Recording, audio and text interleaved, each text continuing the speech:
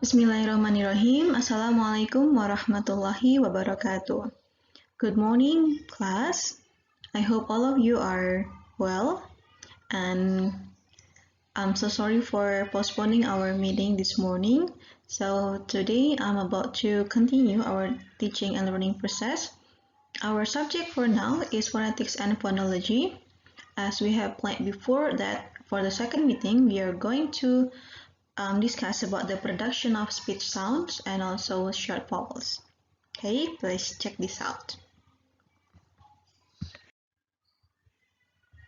Right, before we continue our discussion, I would like to deliver you some important information about why do we need to learn about English morphology. Why should we learn this subject? Right. It is simply to understand the principles regulating the use of sounds in spoken English. As an English teacher, it is important for us to know the principles in regulating the use of the sounds in spoken English so we can explain to our students in the future correctly about this one. About how to produce the sound, how to pronounce the word correctly, and the like. Next, we are talking about accents and dialects. What's the difference? So, dialects refers to a variety of language which is different from others, not just in pronunciation, but also in such matters as vocabulary, grammar, and word order. While accents refer to pronunciation differences only. Right, pronunciation, sorry for typo there. Okay, so when we are talking about English accents, we have so many English accents, yeah. We have American English, British, and even in England, in UK, they have so many different accents between London, Glasgow, North Ireland, Wales, and then in Edinburgh, for example, they have different dialects, and we know that the dialects refers to the pronunciation differences. And then what do we use in this course? Do we use American English or British English? So based on our reference book and also most of our discussion, we are referring to British English, especially the BBC pronunciation. BBC pronunciation is the pronunciation used by the news anchor in UK. Okay. And then what's the goal of learning this subject? So the goal is to develop learners' pronunciation sufficiently to permit effective communication with native speakers. So you don't need to be like a native speakers at all. You don't need to have the same accent. You don't need to speak totally like the native speakers. But this case is you are able to pronounce the word correctly, so you're gonna have effective communication with native speakers. So that's the point. Before we continue, I would like to remind you about this chart. I believe that you have known this one, yeah, this phonetic chart. We have some vowels, diphthongs, and also consonants there. For our first meeting, we are focusing on some short vowels there. You can try to download the other version in which you can listen to the voice, yeah. Okay. Before you continue watching this video, you can try to remind again how you pronounce these sounds, like e, read, sit, book, man, America, word, cat, but, part. You can try to continue trying the sounds one by one before you continue watching this video. And then talking about the production of speech sound. Okay, so all the sound that we make are the result of muscle contraction. Okay, so the muscle in the chest flow the air from our lungs, okay, from our lungs to the larynx, and the air goes to vocal tract, which ends at the mouth and nostrils. So it can end at our mouth and our nostrils. So the air flows from our lungs and ends in our mouth on our nostrils. Here are the articulators that we have, yeah. We have some parts here from the larynx here until it ends in our mouth. We have upper and lower lips and also the nose here. Let's get to know our articulators. The first one we have pharynx. Pharynx, its end is divided into two. The first one being the back of our cavity. This one, the back of our cavity.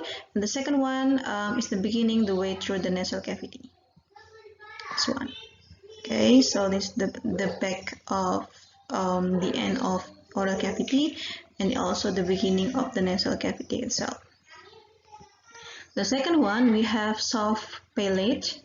It's a position that allows air to pass through the nose and through the mouth. Okay, this one. You can see it when you open your mouth. Okay, this one, yes, soft palate.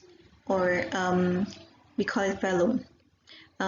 In this position, we are producing the sound k and g. You can try yourself. K, k, k, k.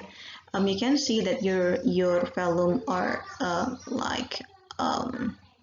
vibrating there. And then we have hard palate here. You can touch it with your mouth. It's also called as the roof of the mouth. The sound is y, y, y, right?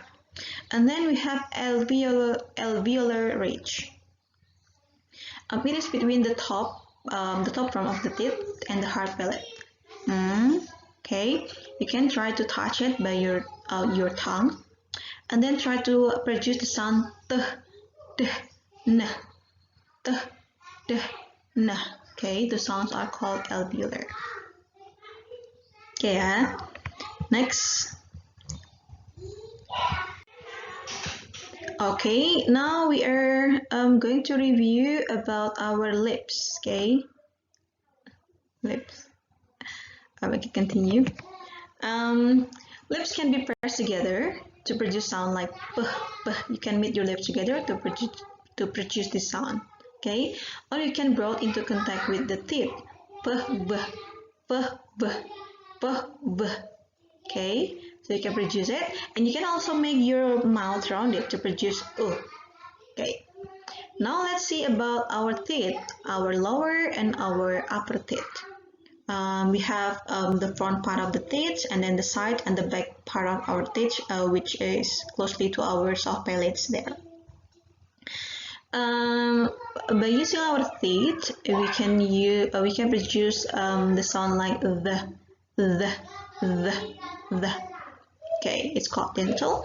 And then let's see about the tongue. The tongue itself, it can be moved up and down, and it can also form into different shape. Usually we will work with the tongue to produce some vowels.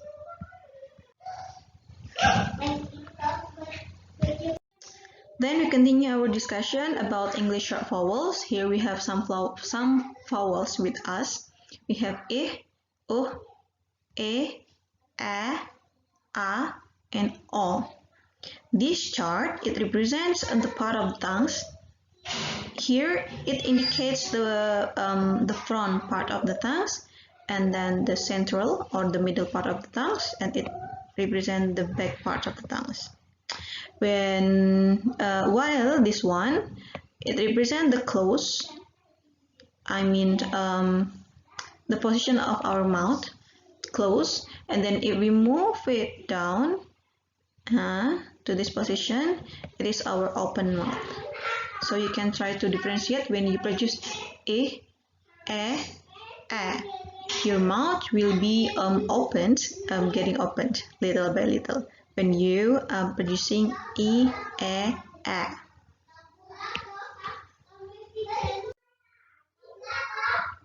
Right. Well, in describing vowels, we are dealing with some terms. The first is the vertical distance. The vertical distance between the upper surface of the tongue and the palate. Okay. So as I said, we have closed and open vowels. And the second one is about the part of the tongue which is raised. We have round, central or middle and the vowels. And also we consider the lip position like rounded, spread or neutral. Let's analyze it one by one. Let's start from A. Okay, so it is half closed because it is not really in this part, but it's quite down here. So we call it half closed front area. It belongs to front area. And the lips are slightly spread. Spread. Okay, the example is like pin and fish. Next, A. It is half opened, still in this part.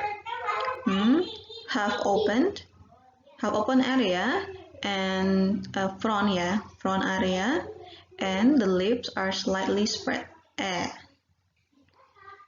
For this one, it belongs to open, because it is in this part when we go down.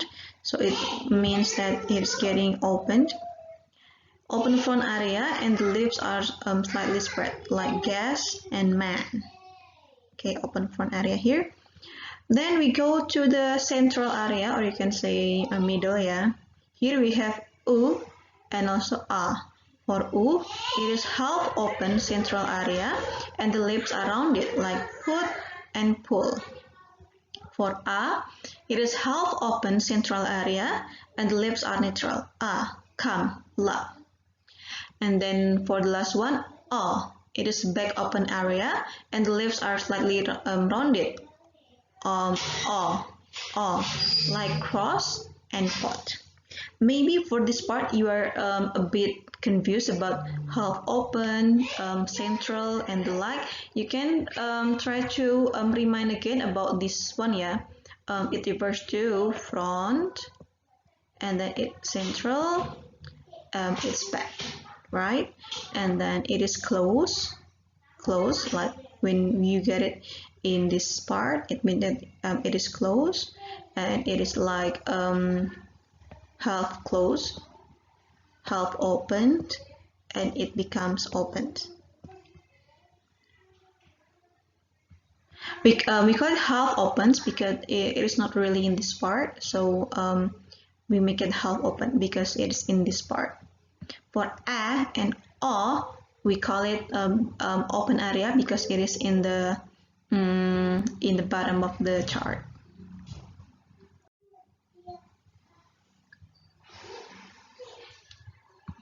Then these are our review for these topics. You can do it in this link. Okay, class, those are the explanation for our second meeting. Should you have any question, you can directly go to our forums and we can discuss there. Thank you so much for watching this video and see you in the next meeting. Assalamualaikum warahmatullahi wabarakatuh.